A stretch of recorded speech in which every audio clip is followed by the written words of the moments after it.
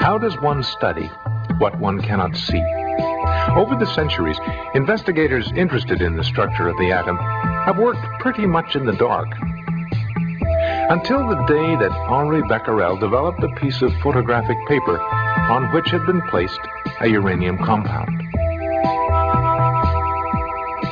The discovery of radiation led Ernest Rutherford to devise the first tools with which to probe the atom directly. From the newly discovered element polonium, Rutherford identified emanations which were absorbed by a lead box. A hole allowed this radiation to escape, and some could be detected on a screen. A strong magnetic field bent one set of rays slightly in one direction, and another set of rays strongly in the other.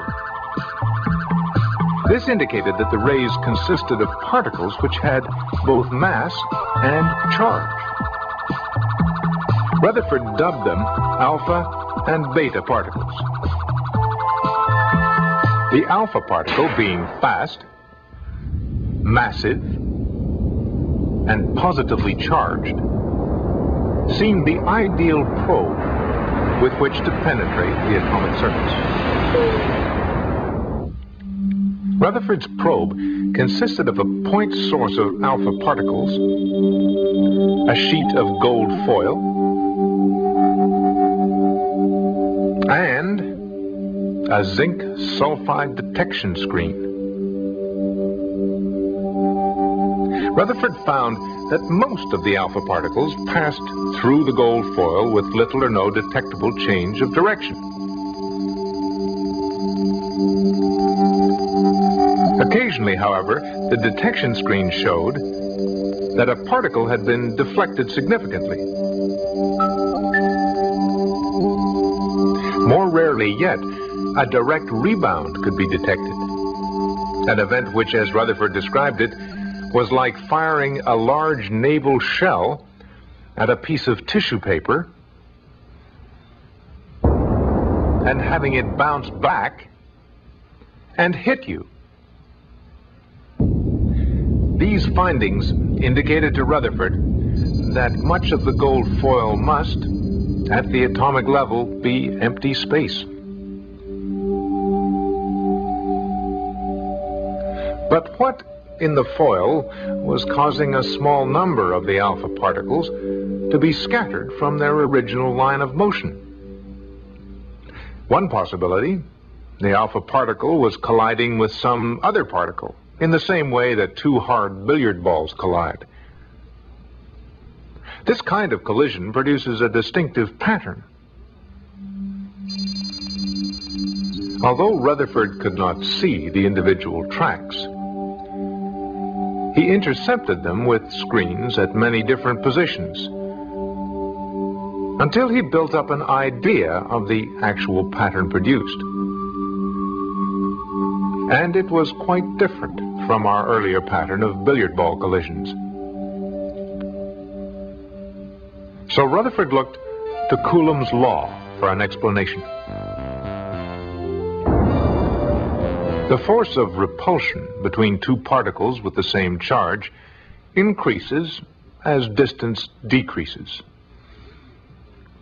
Is it possible that the positively charged alpha particles were being repelled by a nucleus of positive charge within the gold foil? Let's consider what would happen to an alpha particle on a direct head-on collision course with such a positively charged nucleus. We will show only the force exerted on the alpha particle. As the alpha particle approaches the nucleus, the force acting on it rapidly grows larger, causing the alpha particle to slow down, stop, then accelerate back in the direction from which it came. Let's look at it again.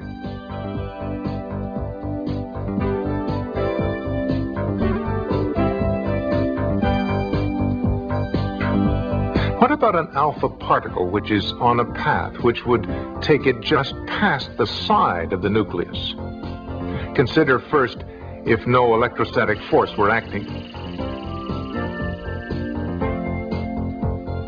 But if the nucleus carries a positive charge, the electrostatic force will grow rapidly as it did before. Since the alpha particle is not on a direct head-on collision course, the electrostatic force exerted by the nucleus affects not only the speed of the particle, but also its direction. Let's look at it again and stop the action completely. The force of repulsion can be broken into two components. The component parallel to the path of the alpha particle slows it down, while the other component, perpendicular to its motion, changes the direction of the particle. A characteristic curve is traced as one charged particle interacts with another. By assuming the existence of a positive charge, Rutherford was able to mathematically calculate a scattering pattern which matched those observed in his gold foil experiment. What was this mysterious positively charged particle? Well, Rutherford knew that the closer an alpha particle came to the mystery, the greater the angle at which it was repelled. So he was able to estimate the distance of closest approach. He found it to be astonishingly small. The positively charged particle at its center could have a radius no larger than 3 × 10⁻⁻14 meters. Even if the tiniest dot on this screen represents its nucleus, the atom itself is gigantic in comparison. It was Rutherford who coined the term nucleus and applied it to this tiny central core lost in the vast space of the atom. He proposed a structure for the atom which mimics, in miniature, the solar system.